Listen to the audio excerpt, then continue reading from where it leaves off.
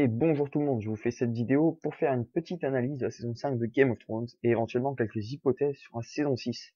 Alors en effet, cette saison se termine plutôt avec beaucoup d'événements très importants sûrement pour la suite. Et donc du coup je tenais à faire une vidéo de ce type parce que franchement c'est vraiment une fin de saison explosive on va dire. Alors commençons par Meereen. Alors, bon, je préviens d'abord, il y a des spoils dans cette vidéo, c'est un peu le principe d'analyser une saison, c'est-à-dire pour ça il faut d'abord revenir dessus. Donc si vous n'avez pas vu les derniers épisodes, voire même la saison complète, ne regardez pas cette vidéo. Donc commençons donc par Meereen, comme je le disais, avant de penser à vous dire ça. Alors on en est à un moment où les Fils de la Harpie, une secte qui s'était déclarée, fait une sorte de secte, oui, qui s'était déclarée dans les précédents épisodes, a lancé une attaque finale contre Daenerys.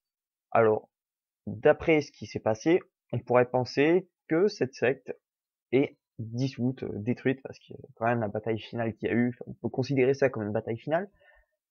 Il semblerait qu'ils soient un peu tous morts. Surtout qu'en plus le dragon est arrivé, ce qui fait quand même assez peur. Je sais pas, je me suis jamais retrouvé face à un dragon, mais j'imagine que si je vois un truc de 15 mètres de haut, pas 15 mètres, mais qui crache du feu, qui a des piquants partout et qui me bouffe en 5 secondes, je flippe un peu. Donc j'imagine que les fils de Harpie ont disparu. C'est pas plus mal, parce que même si c'était une très bonne intrigue, moi je les aimais pas, en fait, hein. Ils ont quand même tué Sir Barristan, qui était quand même un personnage que j'appréciais bien. Et je vais revenir un peu là-dessus sur la mort de certains personnages qui est assez importante, mais assez aussi schématique, on va dire. Alors par contre, dans cette saison, on voit aussi un peu Tyrion qui prend de l'importance. Notamment, il rejoint Daenerys pour l'aider, et à la fin de l'épisode 10, on se rend compte qu'il acquiert un poste presque suprême, un poste de commandement. C'est un peu ce qu'il a toujours souhaité, devenir gouverner en fait. Et c'est un peu ce pourquoi il est fait. Donc c'est assez intéressant de voir ça, surtout que Varys arrive et Tyrion Varys, on a déjà vu que pour Port-Réal, c'est un très bon duo pour gouverner en fait.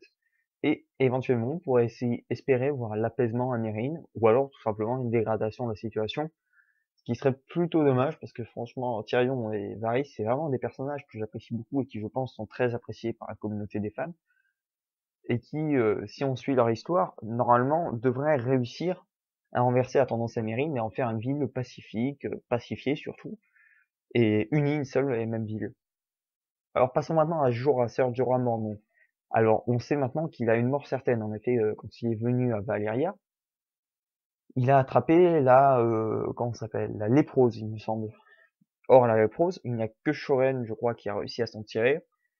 Donc je pense pas qu'il puisse s'en tirer, surtout qu'il ne le dit à personne. Et éventuellement, ça peut devenir inquiétant parce qu'il se peut qu'il contamine des gens. Alors je ne sais pas comment ça se passe, mais je sais qu'il a été contaminé au toucher d'un homme de pierre, je crois que ça s'appelait. Homme de pierre, il me semble.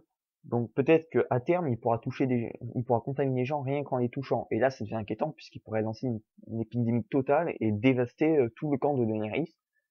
Ce qui, si on suit la série, n'est pas tout à fait impossible puisque beaucoup de personnages meurent et parfois des personnages très très importants. Donc il faudrait mieux s'en méfier. Enfin, on passe à Daenerys qui a été capturée par les Dothraki, comme à l'épisode 10 encore une fois. Après qu'elle se soit enfuie sur le dos de Drogon par rapport au fils de l'Harpie, il y a un Kalassar qui arrive et qui l'encercle et ça s'arrête là l'intrigue. Alors à côté de ça, on pourra se poser la question d'abord des deux autres dragons qui ne veulent plus avoir, etc., et qui pourront peut-être éventuellement réintervenir dans la saison prochaine. Mais restons plutôt concentrés sur ce qui peut lui arriver à partir du Kalassar. Alors, il y a plusieurs très diverses possibilités. Alors d'abord, elle se fait capturer, ça on en est quasiment sûr. Alors par qui? Est-ce que c'est un ancien sang-coureur de Drogo? Parce qu'il me semble que Drogo n'étant pas techniquement mort quand ils sont partis, les sang-coureurs ne se sont pas mis sur le bûcher. En tout cas dans la série, dans le livre, je m'en souviens plus.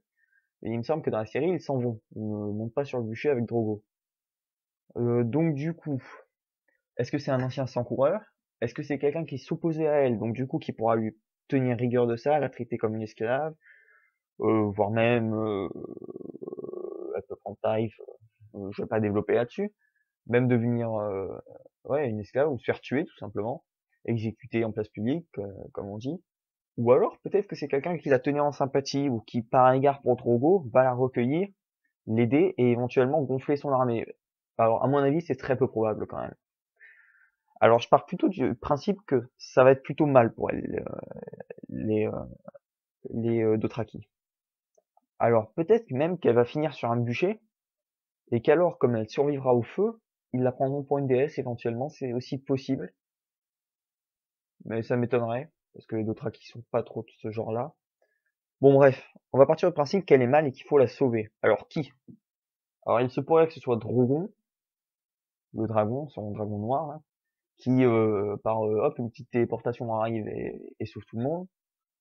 Ça m'étonnerait, parce que c'est un peu le mauvais garçon, genre qui la laisse tomber après qu'il l'ait emmené loin de Mérine, etc.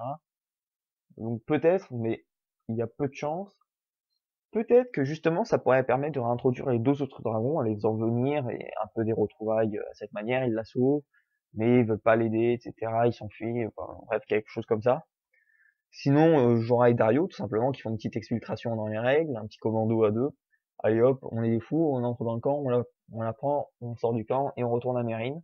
Éventuellement, avec la mort d'un des deux, par exemple, Jorah qui pourrait mourir, puisqu'il a déjà la néprose, donc on sait qu'il va mourir. Peut-être que le faire mourir avant serait mieux, limite mieux pour l'ensemble des cités libres, puisque comme il a la néprose, il pourrait contaminer tout le monde. Donc s'il meurt dans un camp de Dothraki, c'est plutôt une bonne chose. Dario, ça m'étonnerait qu'il meure. Il n'a pas encore vraiment servi à quelque chose pour l'instant. Il est quand même resté dans l'ombre des autres personnages. On peut pas parler d'un personnage principal pour l'instant, mais je pense qu'il a le potentiel pour en devenir un.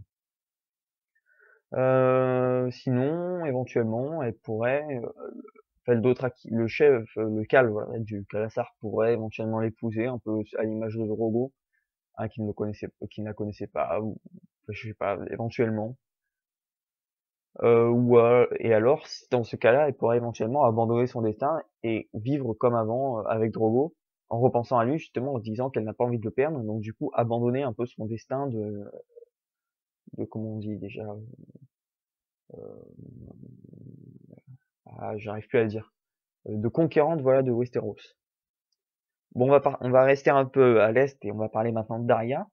Alors, elle a beaucoup évolué dans cette saison, mais on voit qu'elle fera probablement jamais un bon sans visage, puisqu'elle n'arrive pas à s'enlever d'elle-même, à, euh, à décider qu'elle n'est plus Arya Stark et qu'elle est personne et tout le monde à la fois. Elle a du mal à se dire ça, donc je pense pas qu'elle puisse devenir un sans visage à terme, ou alors ce sera très long. Mais elle a quand même eu beaucoup d'évolution parce qu'elle est passée du stade de petite fille au stade d'assassin de sang-froid. Parce qu'elle n'hésite pas à tuer, même s'il n'est pas un sans-visage à proprement parler, elle tue. Elle n'hésite pas à ça, et elle a pris des résolutions à ce niveau-là. Alors seulement à la fin de l'épisode 10, enfin pas à la fin d'ailleurs, mais elle tue Mérine 30, je crois que c'est Mérine 30. Oui, c'est Mérine 30. Donc elle le tue, en vengeance donc, pour Arya Stark donc, ce qui est très intéressant aussi, c'est qu'elle se revendique comme Arya Stark, et elle revendique Mérine 30 comme personne. C'est assez intéressant puisqu'elle inverse les rôles en fait des sans-visage. Seulement, elle se fait punir par Jaqen H'ghar, on sait pas trop comment, sûrement, enfin, ce qui semble être, c'est qu'elle devient aveugle, mais est-ce que c'est un aveuglement définitif ou est-ce que c'est un aveuglement partiel seulement? Donc à partir de ça, on peut se demander qu'est-ce qui va se passer pour elle. Est-ce qu'elle va se suicider parce qu'elle ne peut pas vivre comme ça? C'est quand même une personne très active, qui a toujours euh, qui a toujours eu besoin de ses sens pour se battre et qui a toujours voulu se battre par elle-même. Alors, est-ce qu'elle peut aussi apprendre à devenir un assassin aveugle, un peu style ninja Shaolin, tout ce que vous voulez, aveugle, super puissant, qui utilise tous ses sens, qui fait des ralentis, etc. J'aimerais pas trop. Je trouve que ça sortirait un peu de la logique et d'un univers et de cet univers en fait. Ce serait un peu trop. Donc j'espère que c'est un aveuglement seulement partiel ou un aveuglement définitif, mais qui va pas conduire à ça. Est-ce qu'elle pourrait également se suicider? Ne supporteront pas ça, il me semble que je l'ai déjà dit ça. Elle pourrait également quitter la maison du noir et du blanc, ou du blanc et du noir, je sais plus, pour aller voir ailleurs et devenir une assassin, mais à son propre compte, pour elle, se venger ce qu'elle veut venger, louer ses services d'assassin, pas de mercenaire, d'assassin vraiment. Elle pourrait avant ça tuer Jaqen par exemple, en vengeance en fait de l'aveuglement, mais ça me semblerait étrange parce que on a bien vu quand Jaqen a bu la potion qu'elle qu'elle l'apprécie. C'est vraiment quelqu'un qu'elle apprécie parce qu'il l'a quand même sorti de là où elle était. Donc ça m'étonnerait qu'elle le tue, mais on sait jamais. Ou alors, tout simplement, elle peut devenir une vraie sans visage avec le temps, comprendre ses erreurs, enfin, ses erreurs par rapport à ça, parce que moi, je trouve que si d'être quelqu'un qui se venge, etc., que d'être personne, et de travailler pour un dieu. Mais bon, ça c'est mon opinion personnelle. Mais est-ce qu'elle pourrait devenir une vraie sans visage? C'est possible. Elle peut évoluer, toujours elle est encore une enfant, donc elle peut devenir, gagner en maturité et devenir ce que Jackon veut qu'elle devienne, parce qu'il voit vraiment du potentiel en elle, je pense. Sinon, il l'aurait tué. Enfin, je pense qu'il l'aurait tué. Et alors, si elle devient une vraie sans visage, il serait possible, voire même très probable, qu'il y ait une scène symbolique où elle arrive et elle brise Aiguille. Elle retrouve Aiguille et elle la brise. Et elle la jette à l'eau, vraiment comme Jackon le voulait au début. Ça, c'est vraiment quelque chose que j'imagine possible. Parce que ça créerait beaucoup de déception qu'elle brise Aiguille, parce qu'elle renoncerait à sa vengeance, en fait, en quelque sorte. Mais, dans la continuité de ce qui se passe dans la série en général, ben, c'est tout à fait possible. Bon, on va passer maintenant au cas d'une autre Stark, Sansa. Alors, la première question, c'est est-ce qu'elle a survécu à sa chute, en entier? Parce que on voit quand même s'il y a de la neige en dessous, que c'est une chute de plusieurs mètres, voire même, je dirais, 10-20 mètres. Même dans la neige, je pense que ça fait plutôt mal. Donc, est-ce qu'elle est morte, tout simplement? Bon, ce sera un peu ridicule, mais bon, pourquoi pas. Si elle survit, est-ce qu'elle survit entière? Enfin, par exemple, est-ce qu'elle a pas des jambes brisées, des trucs comme ça, qui seraient plutôt embêtants? Est-ce que les deux survivent puisqu'elle saute avec Théon? Est-ce qu'elle retrouve Brienne après? C'est tout à fait possible. Elle pourrait retrouver Brienne, qui aurait tué Stannis. Est-ce qu'elle se fait rattraper? C'est également possible. Ramsay pourra envoyer des gens à sa recherche, voire même partir lui-même à sa recherche, euh, pour venger surtout son amante, qui est morte, qu'elle a tuée, fait que Théon a tué, mais lui il ne le sait pas que c'est Théon qui l'a fait. Et donc du coup, il pourrait lancer des gens à sa recherche et y aller lui-même pour se venger. Et là, je pense qu'elle prendrait vraiment cher. Euh, Après, une autre possibilité qui, franchement, me plairait à un point, c'est qu'elle retrouve un de ses anciens alliés et qu'elle organise une révolte du Nord. Et là, ce serait vraiment épique, mais magnifique, mais sublime, quoi. Ce serait vraiment un truc génial. Une révolte du Nord contre justement les Bolton, contre la couronne, contre tout le monde en fait. Et là où Robb aurait échoué, elle aurait réussi et ce serait vraiment une image assez forte. Alors, est-ce qu'elle serait dans le futur à Tête du Nord? Alors ça, c'est pas forcément sûr, tout simplement parce que même si on ne l'a pas vu, il y a encore Rickon et Bran. Alors Bran ne sera probablement jamais à Tête du Nord, mais Rickon, c'est tout à fait possible. Donc elle ne sera probablement pas à la tête du Nord, mais elle peut organiser une révolte et ce serait vraiment intéressant. Au cas de Théon maintenant, qui n'est vraiment plus Schling, mais qui est vraiment Théon, alors tout simplement, la seule hypothèse qu'on pourrait formuler à son sujet, puisqu'il a un peu rejeté les Greyjoy, ce serait qu'il revienne un pupille des Stark, un allié des Stark, voire même qu'il se marie à terme avec Sansa, pourquoi pas. Peut-être que entre les deux, il peut arriver toujours une histoire d'amour assez étrange, faut le dire, parce que bon, il a quand même trahi, elle l'a quand même rejeté, etc. Mais bon, on sait jamais. Et tout simplement, le fait qu'il ait regagné un peu d'humanité pourrait l'amener à se venger de Ramsay. Par exemple, il pourrait les poursuivre, et Théon organiser une embuscade où il tuerait Ramsay, etc. Limite, il pourrait se suicider en faisant ça. Mais au moins, il tuerait Ramsay et la boucle serait bouclée. Il pourrait mourir tranquille puisqu'il mourrait Théon. Et alors, ce serait vraiment intéressant. Alors, au cas de Stannis maintenant, qui a été tué par Brienne seulement, on ne voit pas la scène. Alors, est-ce que Stannis est vraiment mort? Alors, il y a de fortes chances, tout simplement parce que il a déjà tout perdu. Il a perdu sa fille. Enfin, je vais pas dire qu'il l'a tué parce qu'en fait, il a vraiment été manipulé. Donc, on peut pas dire qu'il a tué sa fille. Mais il a perdu sa fille. Il a perdu sa femme. Bon, ça, c'est franchement bien parce que c'est un personnage que j'ai jamais pu supporter. Il a perdu son bras droit, Davos. Alors Davos, il peut toujours le retrouver, mais c'est pas sa famille, quoi. C'est vraiment son bras droit. Et donc il a tout perdu. Même Mélisandre, qui était son espoir en fait. Donc il a vraiment tout perdu. Donc il y a peu de chances qu'il se soit rebellé contre Brienne. Seulement Brienne, comme on ne voit pas la scène, ça laisse supposer qu'elle l'ait peut-être laissé en vie, tout simplement. pourquoi elle l'aurait pas tué? Tout simplement parce que c'est quand même un homme d'honneur. Se serait peut-être excusé un peu en dernière parole, genre quand elle allait abaisser son épée, il dit excusez-moi ou quelque chose comme ça, ou elle comprend qu'il s'est fait manipuler, etc. Donc elle peut l'épargner, c'est pas impossible. Mais alors qu'est-ce qu'il pourrait devenir? Ben, je pense pas qu'il puisse un jour reprétendre au trône. Peut-être s'engager dans la garde de nuit, peut-être. Mais alors il y aurait vraiment un souci qui se poserait parce que il s'est passé quelque chose dans la garde de nuit, quelque chose dont je parlerai plus tard. Donc il y a plein de possibilités à son sujet, mais honnêtement, je pense qu'il est vraiment mort. Parce que je vois pas, enfin, il y a peu d'intrigues qui pourraient résulter d'une survie de sa part. Bon, on va maintenant passer à Podrick. Podrick Payne, l'écuyer de Brienne, parce que Brienne, je sais pas trop quoi en dire à son sujet, à part qu'elle va peut-être retrouver Sansa Stark, mais c'est un peu l'intrigue qui se poursuit depuis une saison et demie à peu près. Donc bon, on va pas trop partir là-dessus. Alors, Pod, qu'est-ce qui est devenu d'abord? Quand Brienne arrive pour tuer Stannis, on ne le voit pas. Est-ce qu'il s'est fait tuer dans la bataille? Est-ce qu'il a vu que la chandelle était allumée? Parce qu'il ne semble pas qu'elle est, enfin, pas la chandelle, ça me fait, c'est candle en anglais qui fait penser à ça, c'est la bougie, voilà. Il a vu que la bougie était allumée dans la tour, peut-être. Je me dis ça. Il s'est peut-être fait tuer, il s'est peut-être fait blesser, il s'est peut-être perdu.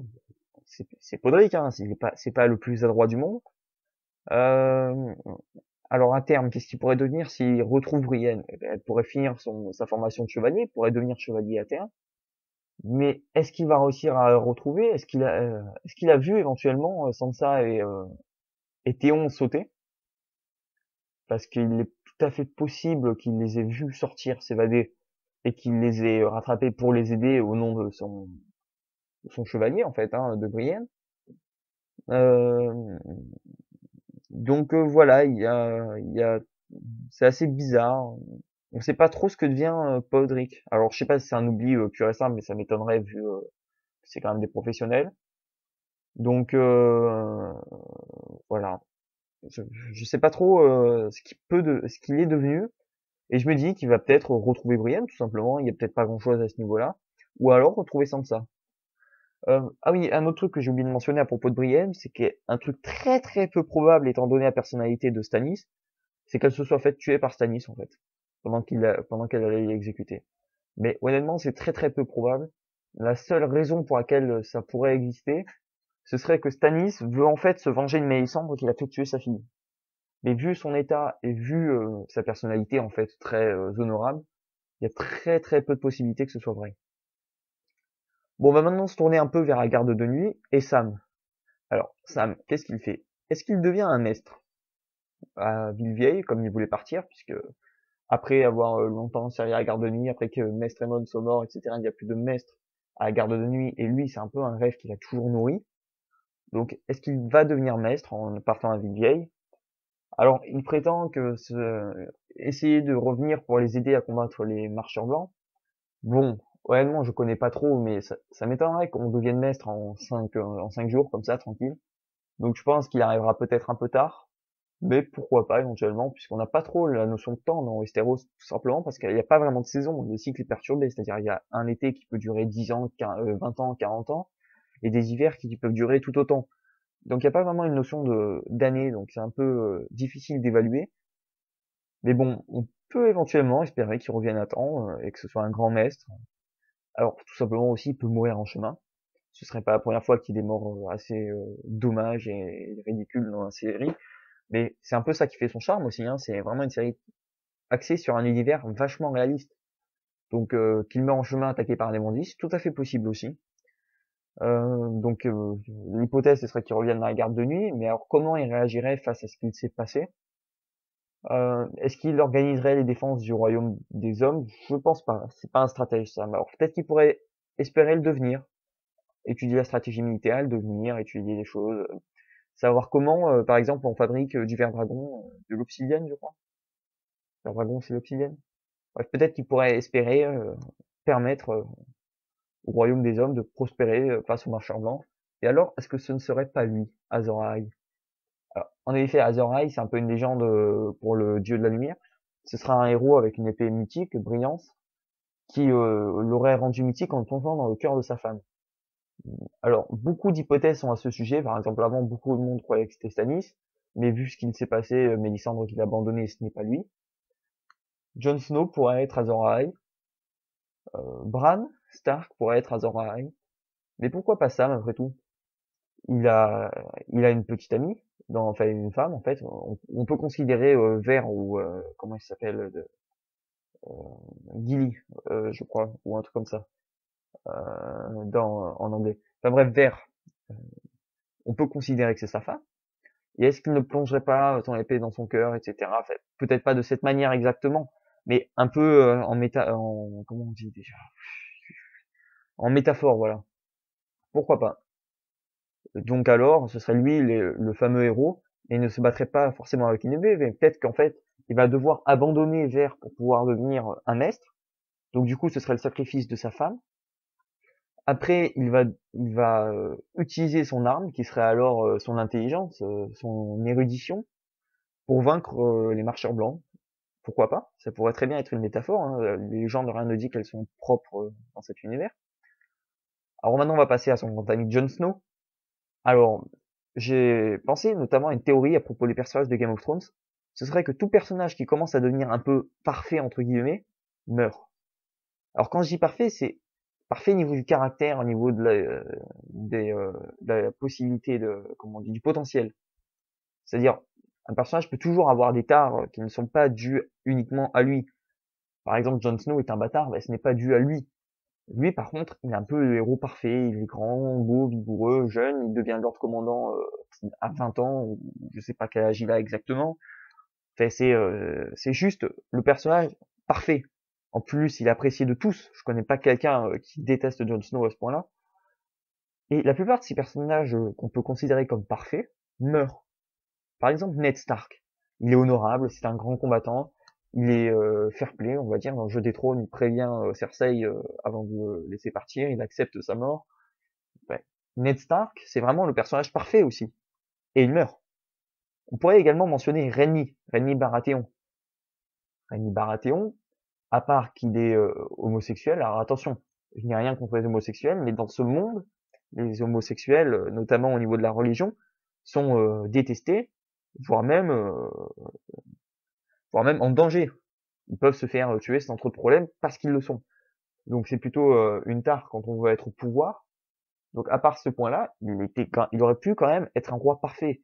Il était prêt à faire la guerre, mais il préfère l'éviter. Il était conscient des problèmes du peuple. Il était clément. En fait, il s'est fait tuer. Enfin, on peut mentionner Khal Drogo. Khal Drogo, c'est un très grand guerrier. Khal Drogo est intelligent, respecte Daenerys, a décidé d'attaquer Westeros, est prêt à entrer dans l'histoire en fait, a même accepté de franchir la mer, qui est l'obstacle des Dothraki. Tout ça, ça fait de lui un peu un personnage parfait aussi. Et il meurt. Le fils de Daenerys était annoncé comme le cavalier qui montrera le monde, donc un personnage parfait encore une fois. Et il meurt. Donc j'ai un peu, je pense que honnêtement, tout personnage qui commence à s'approcher de la perfection meurt directement. Alors j'en ai peut-être oublié, mais il me semble que ça se réalise quasiment tout le temps. Alors Jon Snow donc, après est-il mort? Alors il est ressuscité. On pourrait imaginer qu'il est ressuscité par Mélisandre, qui est persuadé, je pense, qu'il est Azor Ahai. Et donc il serait libéré de son serment, parce que s'il est ressuscité, c'est qu'il est mort. Or son serment dit jusqu'à ma mort. Donc du coup, s'il est mort une fois, même s'il est ressuscité, il est libéré de son serment, et il peut combattre directement les marcheurs blancs. Pourquoi pas peut-être partir un peu en mode ranger solitaire au nord du mur, combattre les marcheurs blancs, etc. Jusqu'à sa mort en fait. Aussi, il est Targaryen, c'est-à-dire ce fils de Lyanna, enfin, il y a une hypothèse très forte qui dirait que c'est le fils de Lyanna et Rhaegar, Lyanna Stark et Rhaegar Targaryen. Alors honnêtement, c'est une hypothèse à laquelle je crois à fond, parce que tout simplement, on sait que dans un tournoi, Lyanna était l'inspiration de Rhaegar, que Rhaegar a gagné son tournoi, qu'ils ont été retrouvés dans une tour, Lyanna sur une couche ensanglantée, euh, avec Rhaegar, etc. Enfin, c'est un peu compliqué à expliquer, mais du coup, il y a de très fortes probabilités pour que la couche ensanglantée ce ne soit pas Lyanna qui s'est fait tuer, mais plutôt un accouchement. L'accouchement, par exemple, d'un certain Jon Snow. Parce que honnêtement, Ned Stark prétend que Jon Snow est son fils, mais Vous connaissez Ned Stark, c'est quand même un homme très honorable. Et qu'il ait trompé Catelyn, c'est quand même très étonnant. Alors au début, on se dit, ouais, c'est possible éventuellement. Mais alors, pourquoi pile à ce moment, enfin, c'est à peu près à la même période où où il y a une histoire entre Lyanna et Rhaegar, pas très claire, etc., où personne connaît vraiment la vérité. D'autant plus que Lyanna a été promise à Robert, donc Robert, on sait qu'il n'est pas très diplomate et qu'il aurait très bien pu déclencher une guerre directement ou tuer le fils qui résulte de l'union de Lyanna et Rhaegar, parce que c'était avant la rébellion quand même, je crois. Donc voilà, il y a des questions qui peuvent se poser à ce niveau-là. Il y a de très fortes probabilités pour que Jon Snow soit à moitié Targaryen, et c'est notamment peut-être pour ça que Mélisandre voit ce potentiel en lui. Mais alors, Mélisandre elle pourrait peut-être demander à ce qu'il se fasse incendier. Et voyant qu'il ne brûle pas, parce que euh, s'il est un vrai Targaryen, Viserys n'était pas un vrai Targaryen, il n'avait pas le caractère d'un Targaryen, il était tout sauf un Targaryen, donc il brûlait. Mais Daenerys, qui est une vraie Targaryenne d'esprit et de potentiel, elle ne brûle pas. Or pourquoi Jon Snow ne pourrait-il pas être également un vrai Targaryen, pas pur sang, j'irais pas jusqu'à dire là ça, parce qu'il est quand même le fils d'une star, mais c'est quand même le fils du feu et de la glace, et c'est ça qui renforce en plus cette hypothèse, c'est que le nom de la saga, c'est une chanson de feu et de glace, ou une histoire de feu et de glace, vous traduisez comme vous voulez, c'est A Song of Ice and Fire. Donc du coup, lui, ce serait vraiment le fils du feu, Targaryen, et de la glace, Stark. Donc du coup, ça renforce cette hypothèse, et du coup, comme il est un peu un croisement très atypique, il pourrait également être un grand Targaryen, donc du coup brûler, fait ne pas brûler sur le bûcher par exemple. Et là, ce serait vraiment un retournement de situation assez important puisqu'il pourrait être ressuscité après par comment il s'appelle, Mélisandre, qui voit ce grand potentiel en lui. Il y a plein de possibilités à son sujet. Il pourrait également recevoir, appeler un dragon en fait tout simplement. Il n'y a pas de raison. Daenerys y arrive, pourquoi pas lui? Bon, c'est très peu probable parce que Daenerys avait quand même un lien particulier avec ses dragons, vu que c'est elle qui les a fait naître et qui les a vus naître. Mais bon, il pourrait avoir une aide des dragons. Il pourrait rejoindre Daenerys à terme, ou tout simplement, comme je l'ai déjà évoqué, partir en ranger solitaire, Azor Ahai, et tuer tous les marcheurs blancs à un. Bon, ça c'est quand même un peu badass, quoi. Alors les sauvageons maintenant. Alors il y a deux grandes possibilités à leur sujet. Soit ils sont tués un par un garde de nuit qui les prend en traître, qui les attire et qui les tue, qui les égorge, etc. Soit ils vont tout simplement apprendre ce qui est arrivé à Jon Snow et sous l'égide de Tormund, Léodor, le venger tout simplement. Attaquer la garde de nuit, tous les tuer. Bon, c'est un peu gore. Enfin, ça partirait un peu en bataille rangée, mais ce serait limite bien. Ça relancerait l'intrigue. Plus de garde de nuit, mais du coup les sauvageons qui gardent le mur, ça pourrait être intéressant. Euh, voilà, c'est un peu les deux seules possibilités qu'il y a à leur sujet.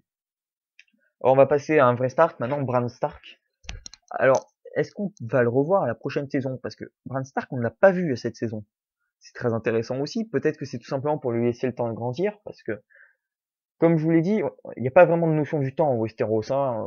Comme il n'y a pas de saison définie, il n'y a pas de notion du temps, des années, etc. Donc Bran Stark, peut-être qu'ils veulent le faire grandir, devenir adolescent, adulte, l'acteur en tout cas, pour que quand il revient dans la série, il soit vraiment plus la même personne et que on puisse supposer qu'il a fait un entraînement pendant des années avec le gars dans l'arbre là, le papy, Perfora, voilà, et, euh, et qu'à la fin, bah, du coup, il est devenu un adulte, un adolescent ou un adulte à voir, et qu'il a des pouvoirs très forts et que du coup maintenant il peut vraiment agir et il a vraiment suivi un entraînement qui n'aurait pas été intéressant peut-être dans la série.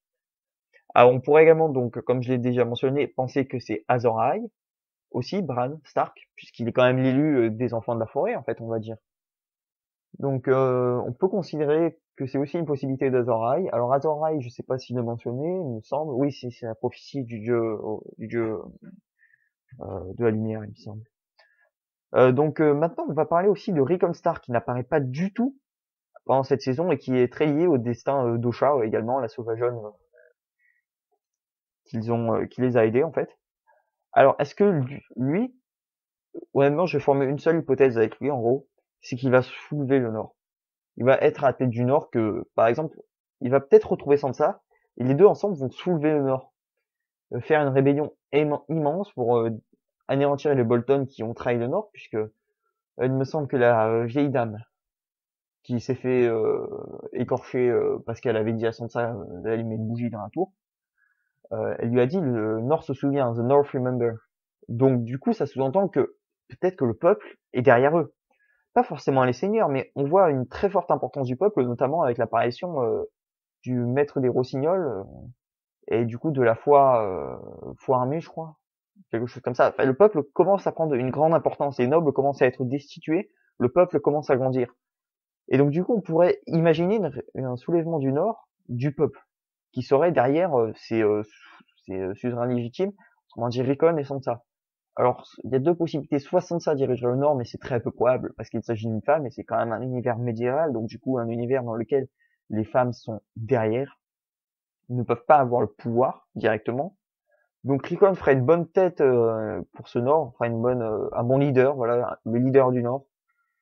Même s'il est un peu jeune, il pourrait être conseillé par Sansa, justement, et il serait un peu le symbole de cette rébellion.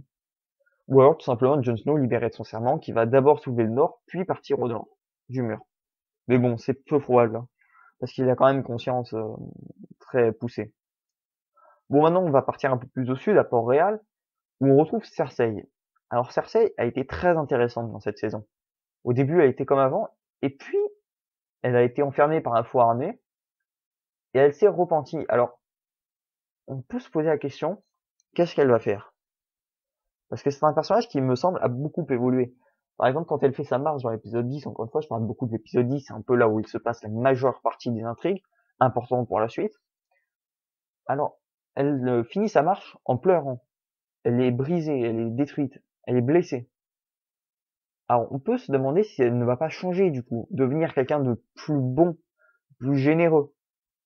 Elle pourrait également aussi mourir à son procès, parce que même si elle a été libérée, elle doit quand même avoir un procès. Et dans ce cas-là, pourquoi ne pourrait-elle pas se faire tuer, éventuellement? Mais il serait possible qu'elle devienne pieuse et quelqu'un de bon et qui régirait le peuple avec bonté et sous le conseil du maître des Rossignols. Est-ce que c'est Rossignol ou des moineaux, je sais plus. Sparrow, Master of Sparrow. Sparrow, c'est quoi? Pas la colombe? Non. Bon bref, ce n'est pas très important non plus. On pourrait également se demander si elle ne se venge pas. Alors moi honnêtement je pense pas. Je pense que c'est vraiment un personnage qui a évolué, qui a compris ses erreurs, qui est devenu quelqu'un de bien. Mais elle pourrait toujours espérer se venger. Alors il y avait aussi une prophétie à son sujet qu'elle se ferait étrangler par quelqu'un, euh, peut-être par non je ne sais pas. Il y a une prophétie à son sujet. Je me rappelle plus. J'allais voir vite fait sur internet la prophétie qu'une sorcière lui avait dit. Qu'elle se ferait tuer par quelqu'un en particulier. Alors je vais vous dire ça tout de suite.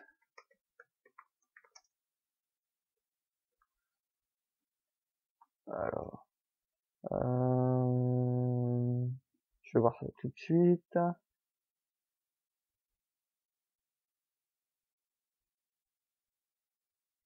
Internet qui marche pas super bien. Parce que cette prophétie est assez intéressante quand même et peut promettre une très bonne intrigue dans la suite.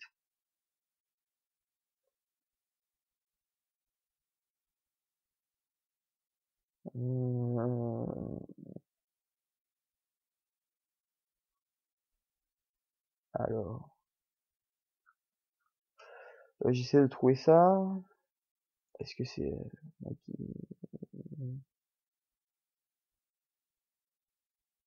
Ah oui, c'est ça. Euh, Alors, elle disait notamment qu'une reine plus jeune et plus jolie allait mettre fin à son règne, en fait.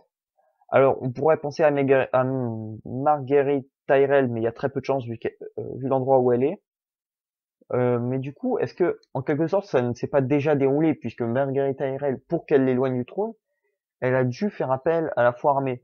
La foi armée qui s'est totalement retournée contre elle. Donc du coup, en quelque sorte, Marguerite Tyrell l'a déjà chassée du trône, en fait, indirectement. Ou tout simplement, ça pourrait être Daenerys, mais ça m'étonnerait, puisque elle ne chasse pas vraiment directement Cersei, puisque Cersei est déjà mal en point. Alors, on parle également du Valonqar. Valonqar, qui la tuerait, en fait, qui l'étranglerait Voilà, la prophétie dit exactement. Et lorsque tes larmes t'auront noyé, les mains du Valonqar se resserreront autour de ta gorge blanche et te feront exhaler ton dernier souffle de vie. Alors Valonqar signifie le petit frère. Mais c'est les mains du Valonqar, pas de ton Valonqar. Alors, le Valonqar, du coup, le petit frère, ça pourrait être soit son petit frère, donc Jaime Lannister, qui a tué, je ne sais pas trop pourquoi pour l'instant. Peut-être de folie après avoir perdu Myrcella, qui est morte, oui. C'est terrible. C'est un personnage qui était vraiment sympathique, hein. Et puis, enfin, ça avançait du côté des Martels, il y avait une alliance qui se profilait, etc. En même temps, c'est bien joué de la part des Vipères des Sables, hein, mais j'y reviendrai plus tard. Mais le Valonqar, ça pourrait être qui d'autre? Alors, avant, il y avait des hypothèses comme quoi ça aurait pu être le limier, mais le limier est mort, c'est sûr, maintenant. Donc le Valonqar, la montagne, non, c'est le grand frère, le Valonqar, le petit frère. Ça pourrait être tout simplement Rickon ou Bran, hein, le petit frère, qui tue Cersei après des années de guerre, etc. Mais ce serait quand même long. Qui ça pourrait être d'autre, le Valonqar? Ça pourrait être, comment il s'appelle, Loras. Loras est le petit frère des Tyrell, en fait, hein. Dans les Tyrell, il a un grand frère, il a une sœur, mais c'est lui le petit frère, il me semble. Donc ça pourrait être Loras Tyrell, qui pour se venger ou venger sa sœur, l'aurait étranglé. C'est pas tout à fait impossible. J'aurais pu penser à Renly plutôt, mais Renly est mort, et puis Renly c'est pas trop dans sa nature. Le petit frère de Ned Stark, sinon il y avait Benjen, et Benjen est mort aussi. Le petit frère, ça aurait pu être Oberyn, mais Oberyn est mort également. Oui, Oberyn, ça aurait été une bonne possibilité, puisqu'il est le petit frère de Mace Tyrell, et il aurait voulu venger sa sœur. Je ne sais plus son nom, mais il aurait voulu la venger. Ça aurait été une très bonne possibilité, mais ce n'est pas lui puisqu'il est mort, en fait, tout simplement. Ou alors, tout simplement, on peut pas encore décider qui sera le petit frère. Donc, pour l'instant, on va en rester là, à ce niveau-là, au niveau de cette prophétie. La montagne. Alors, c'est un personnage qui devient intéressant. C'est un personnage qui devient un peu une sorte de robot, de monstre Frankenstein, un peu tout à la fois. C'est assez étrange. Et je pense qu'il promet des choses très intéressantes dans les saisons qui viennent. Vraiment très, très intéressantes. Alors, Jaime Lannister. Comme vous avez pu le constater, Myrcella est morte. Bon, en même temps, la chef des Vipères des Sables, dont je ignore le nom, je me rappelle plus, je l'ignore, je ne sais pas, euh, c'était un peu tiré par les cheveux, que d'un coup elle comprenne, elle a une prise de conscience, elle décide d'être gentille, elle souhaite tout le bonheur, etc. C'était vraiment, vraiment, vraiment prévisible. Mais en un sens, c'est bien fait parce que, en même temps, je me disais, ouais, mais peut-être, j'espérais en fait que Myrcella allait survivre parce que c'est vraiment un personnage attachant. Donc Jaime pourrait peut-être se venger contre les Vipères des Sables. Une guerre pourrait se déclencher entre Port-Réal et Dorne, mais ça m'étonnerait parce que Mace comment il s'appelle, euh, Martel, le prince Martel, comment il s'appelle? Tout à l'heure j'ai mentionné Mace Tyrell, je crois, au lieu de son nom, je sais pas pourquoi, mais prince Martel, voilà, est assez lucide et assez pacifique aussi, donc je pense qu'il peut comprendre aussi ce qui s'est vraiment passé. Mais bon, Jaime sera peut-être aveuglé par la vengeance, il pourra être accusé du meurtre. Il pourra être pris de folie et faire n'importe quoi, notamment tuer Cersei. Enfin, il y a plein de possibilités à son égard. Mais il y a un truc que je trouve très intéressant, c'est que Myrcella, juste avant de mourir, lui avoue qu'elle sait qui est son père et qu'elle est heureuse de ça. Et ça peut peut-être changer quelque chose au niveau du personnage. Je sais pas trop encore quoi, mais c'est vraiment très symbolique et très intéressant.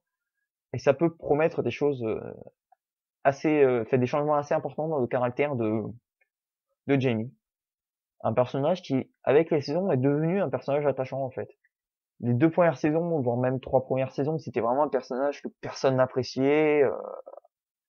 Mais en fait, à partir du moment où il s'est fait couper la main et qu'il s'est lié d'amitié avec Brienne, il a commencé à évoluer et à devenir un personnage apprécié, affable, apprécié, voilà. Mais du coup, est-ce que c'est pas du coup ce qui risque de signer sa fin? Parce que même s'il a une main coupée, il est quand même un bon combattant, puisqu'il l'a montré enfin, il l'a montré à Dorne. Il est, bon, il a un problème de caractère, c'est qu'il est incestueux, mais bon, c'est quand même un personnage presque parfait, qui s'est libéré de ses serments, qui hérite de Castral Rock, normalement. Et c'est vraiment un personnage qui a le potentiel de devenir un personnage parfait, entre guillemets, et qui du coup a le potentiel de mourir. Dans les prochains épisodes, on pourrait également se poser la question s'il n'y aura pas un affrontement des religions, tout simplement, parce que c'est quand même quelque chose qui prend une importance folle. La foi armée pour les Seth. Bon, le dieu de la lumière qui commence à perdre un peu en importance dans Westeros, puisque l'armée qui le défendait est disloquée, mais Mélisandre est encore en état. Tauros de Myr est toujours là. Donc le dieu de la lumière, les Celtes, le dieu multiface, ça m'étonnerait qu'il intervienne là-dedans, puisque le dieu multiface est quand même assez en retrait, il est plutôt c'est plus des serviteurs du dieu multiface que des prêcheurs, des évangélistes qui vont vouloir convertir tout le monde. À ce niveau-là, c'est plutôt ça, et puis il est déjà enfin il est déjà adoré à Bravos, donc je pense pas qu'il apparaisse là-dedans. Mais aussi les anciens dieux. Dans le Nord, les anciens dieux sont vénérés, peut-être que la foi armée pourrait faire des ravages à ce niveau-là, tuer bon nombre de gens, brûler tous les barils restants, le peu de barils restants, etc. Bref, ça peut être intéressant une petite guerre de religion comme ça dans les prochains épisodes. D'autant plus que je ne sais pas, je pense que vous l'avez tous remarqué, comme dans la plupart des œuvres médiévales, c'est toujours inspiré de ce qui s'est réellement passé, c'est-à-dire des guerres, des intrigues politiques, des complots, des guerres de religion, c'est comme ça. Et une guerre de religion, ça ne serait pas exclu. Surtout que entre les religions polythéistes et monothéistes, il y a toujours eu ce genre de guerre. Les dieux de la lumière, c'est vraiment une religion monothéiste, alors que les Celtes, c'est une religion polythéiste. Donc, il peut vraiment y avoir un gros affrontement à ce niveau-là. En parlant de religion, donc Mélisandre, qu'est-ce qu'elle peut devenir? Alors, elle peut être tuée par Davos Mervo. Il y a rien qui n'est exclu à ce propos-là, puisqu'il pourrait vouloir venger Shoren, parce qu'il va peut-être sûrement découvrir qu'elle est morte à cause de Mélisandre, en partie. Mélisandre est un personnage qui est, il faut le mentionner, est détruit dans cette saison. À la fin de la saison, elle voit qu'elle s'est trompée. Elle était sûre d'elle, elle voulait montrer qu'elle était sûre d'elle, mais elle était vraiment sûre d'elle. Elle croyait en Stannis, elle croyait que c'était vraiment Azor Ahai. Elle était persuadée que c'était lui que le dieu de la lumière avait élu. Et donc du coup, je pense qu'elle est très heurtée par son erreur. Et donc du coup, je pense qu'elle s'en veut aussi vis-à-vis de Shoren, vis-à-vis de tous ceux qu'elle a brûlés. Et je pense qu'elle s'en veut et qu'elle est un peu détruite. Alors Davos pourrait donc la tuer pour venger Shoren. Stannis pourrait, comme je l'ai déjà dit, vouloir se venger d'elle, même s'il y a peu de chance. Davos Mervo, qui est un personnage très intéressant, pourrait redevenir contrebandier ou devenir pirate, partir avec Salador Saan ou un truc comme ça. Salador Saan, je crois. Ou tout simplement intégrer la garde de nuit, même si je pense pas, parce que il appréciait Jon Snow, et je pense il va être très déçu de ce qui s'est passé. Je pense qu'il va y avoir vraiment un malaise à ce niveau-là. D'ailleurs, pour la garde, je pense pas que ce soit bon. Je pense qu'il va y avoir vraiment des problèmes. Et Davos, ça m'étonnerait qu'il la rejoigne parce que je pense que il va pas accepter ça. Il va peut-être même se faire tuer parce il voudra dénoncer, il voudra les tuer, il les engueulera, ou alors il partira en leur lançant une tirade très touchante, par exemple. Je ne sais pas. Mais il y a plein de possibilités à son sujet. Alors maintenant, Ramsay Snow, bah, il pourrait être renié par son père pour son héritier légitime. Il pourrait donc tuer son père en vengeance pour chasser Sansa et tuer Brienne en attendant, si c'est pas le cas. Euh, il y a plein de possibilités à son sujet, aveuglé de vengeance pour celle qu'il aimait, son amante, il pourrait pourchasser Sansa jusqu'au fin fond des terres du Nord, etc. Il pourrait, ouais, moi je pense que l'héritier, ça peut vraiment poser un souci. Il va peut-être essayer de le tuer, l'héritier légitime de son père. Même si lui a été légitimé par un décret royal, il peut quand même sentir une menace. Parce qu'il faut rappeler que c'est un personnage assez instable psychologiquement, donc assez fou, et qui serait capable du pire s'il se sent menacé. Donc, il y a plusieurs solutions à son sujet. Pour chasser Sansa, ça me semble être évident, parce que c'est une question d'orgueil. Il veut pas qu'elle s'échappe, il veut la punir, se venger, plein de choses. Il pourrait mourir dans la saison prochaine. Il y a de très fortes chances pour qu'il meure. Ou alors, peut-être que Tyrion lui fera, enfin si, qu'il se fera capturer, Ramsay, et que Théon, pardon, pas Tyrion, Théon lui fera subir des châtiments, à peu près les châtiments qu'il a subis lui, un peu se venger, et retrouver ainsi son humanité en prenant celle de Ramsay. Ça pourrait être symbolique aussi. Ou alors il pourrait se faire tuer par Brienne en chemin, l'une cherche Sansa, l'autre cherche... Enfin, les deux cherchent Sansa, ils se croisent, et il y en a un qui tue l'autre, éventuellement, pourquoi pas. Enfin, une dernière chose que je comptais mentionner dans cette vidéo, Ben, c'est la fraternité sans bannière. On n'en a plus entendu parler. Seulement, elle est quand même très importante, puisque il y a quand même du monde, ils se défendent le peuple, ils sont craints. Il y a Tauros de Myr dedans, il y a Beric Dondarrion, je crois. Enfin, Fraternité sans bannière qui avait une forte importance dans les épisodes précédents, et qui là est un peu, enfin, dans cette saison est complètement occulté. Mais du coup, est-ce qu'il n'y a pas quelque chose de très intéressant qui se prépare à ce sujet? Je sais pas. Honnêtement, j'ai cru voir par-ci par-là des spoils, mais j'ai essayé d'éviter de lire au maximum.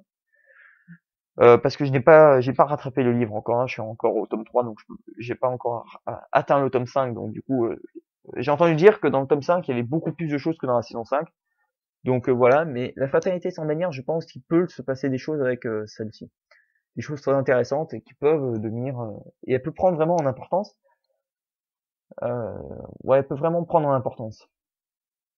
Bon, je crois que j'ai fait à peu près le tour. Euh, J'espère que vous aurez pas mal de trucs à dire à propos de ça, parce que je sais que j'ai pas la science infuse, je peux pas prédire tout ce qui va se passer dans la série. J'ai essayé d'imaginer des possibilités sur la plupart des personnages, j'ai peut-être oublié des personnages. En tout cas, j'attends avec impatience vos avis, vos analyses, vos critiques même de cette vidéo ou de la saison, ou même de la série en général, vos avis sur les personnages, ce qui peut leur arriver, etc. Parce que je pense que c'est vraiment quelque chose dont on peut discuter et dont il est préférable de discuter parce que parler seul, c'est pas super intéressant. Là, je pense qu'il y a vraiment matière à parler dans les commentaires. Donc j'attends avec impatience de voir si quelques-uns d'entre vous vont me répondre, vont parler, vont discuter à ce propos. Évitez les spoils s'il vous plaît, ou alors prévenez qu'il y a un spoil dans votre commentaire avant de le mettre. C'est assez important parce que dans une série comme Game of Thrones où il y a des retournements de situation toutes les 5 minutes, un spoil c'est vraiment très très mauvais. Bon, je crois que j'ai fait le tour. J'espère que cette vidéo vous aura plu surtout.